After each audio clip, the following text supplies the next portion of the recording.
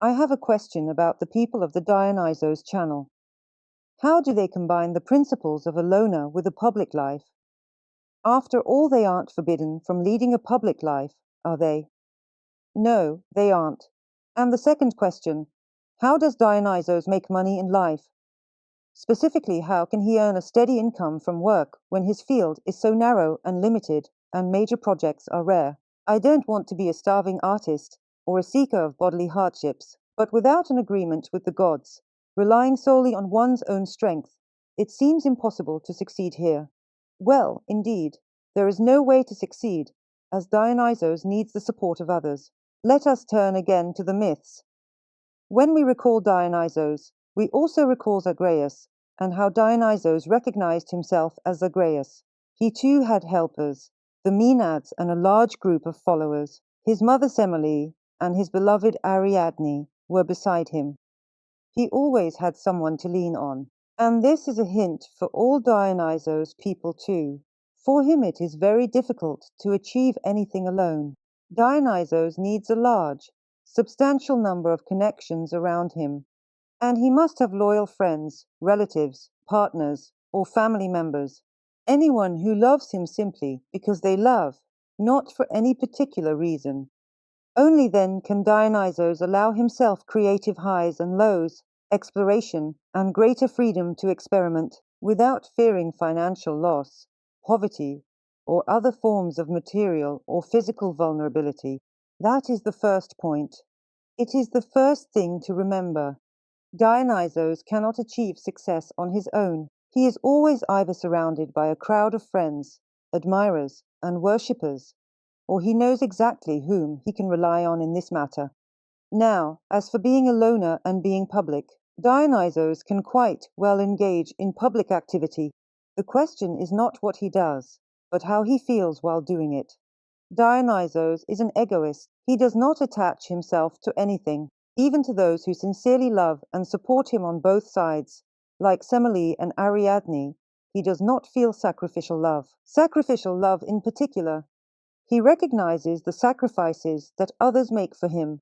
However, this does not mean that he will necessarily repay them in kind. In this sense, he is a loner, and that is his form of egoism. Dionysos always puts his own interests first and will never sacrifice them for anyone, not even the person he loves most. He has a very deep connection to his origins and his primal matrix. This connection is so deep that no other can surpass it. Not even the strongest earthly love could break it. This can happen with Phoebus, because his connection with his deepest matrix is not deep.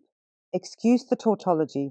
It is rather superficial, and so Phoebus's connections always spread outward.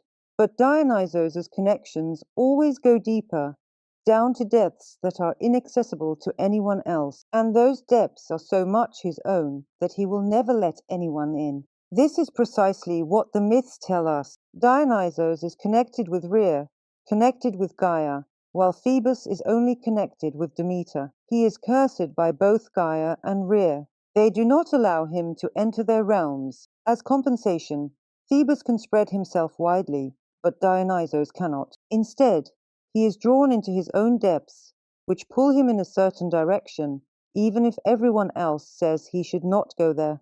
And here lies the essential difference. Dionysos may allow himself to spread his creative energy too thin, and may even experience a certain hunger in the social world, because he lacks the opportunities that Phoebus has. Phoebus will never starve, as long as he remains Phoebus. But Dionysos experiences endless rises and falls throughout his life, and he must never try to change this. If Dionysos were to suddenly wish to live like Phoebus, he would lose his connection to his primordial essence, the most precious thing to him.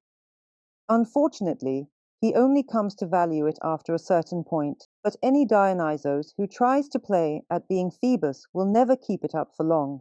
In any case, he will experience a hunger that is stronger than the desire for comfort, and he will go back to himself. This is the key to realizing his creative potential. This is the key to fulfilling his talent, and those close to Dionysos, who manage to reveal their own talent, will ensure both. a comfortable existence, and a wide reach of his talent, spreading it to all whom it can reach through them. That is why Dionysus always needs someone to lean on. And remember this as an iron rule. If you put this into practice, there will be no problems. You will be absolutely self-sufficient in your wholeness and fully able to realize yourself just as you wish.